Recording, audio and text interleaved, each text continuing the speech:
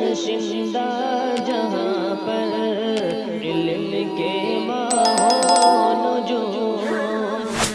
میں اپنی ماں بہنوں سے خطاب کرنا چاہتا ہوں، آج کا جو ماڈرن طبقہ ہے، ہماری بچیاں، ہماری ماں بہنیں جیسا چاہا لباس پہن کر کے بازاروں میں سر کھول کر گھومتی ہیں، انہیں نہیں معلوم اللہ کے پیغمبر نے لعنت فرمائی ہے۔ سبق سیکھیے حضرت سمیہ رضی اللہ تعالی عنہ سے۔ مکہ ہے، مکہ کے سردار ہیں، ابو جہل کا دغدغہ ہے، ابو جہل کا پاور ہے۔ ابو جہل آتا ہے اور کہتا ہے سمیہ تم کلمہ پڑھنے سے باز آ جاؤ، نبی کا دامن چھوڑ دو، ہماری تمہاری کوئی دشمنی نہیں ہے، کوئی لڑائی نہیں ہے، ہم تمہاری جان بخش دیں گے، عزت دیں گے، گھر بار دیں گے، کاروبار دیں گے اور تمہیں سرخروئی عطا ہوگی۔ اللہ اکبر۔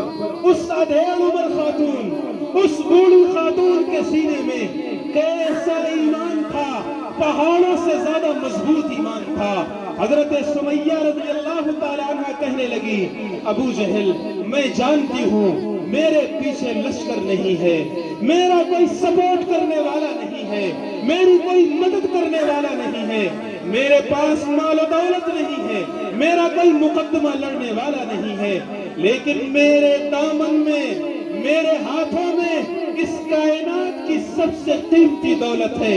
ایمان میرے سینے میں چمک رہا ہے، ایمان کی لو میرے سینے میں روشن ہے۔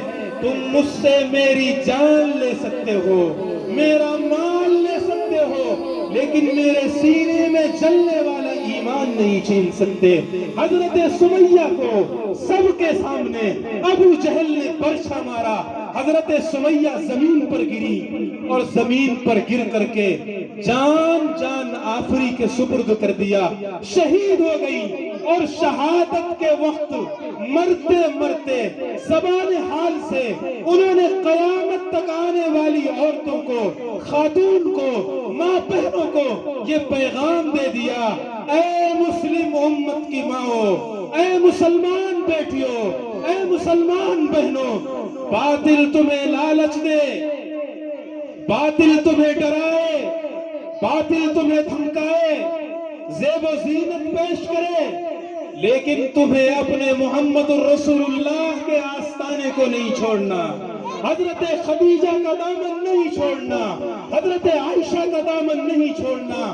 جان جاتی ہے جانے دیجئے، 100 جانیں چلی جائیں گی، لیکن رسول اللہ کا دامن ہاتھ سے نہیں جائے گا۔ اس نے بھی آ کر پیا ہے جام فیضان نبی، وہ مثال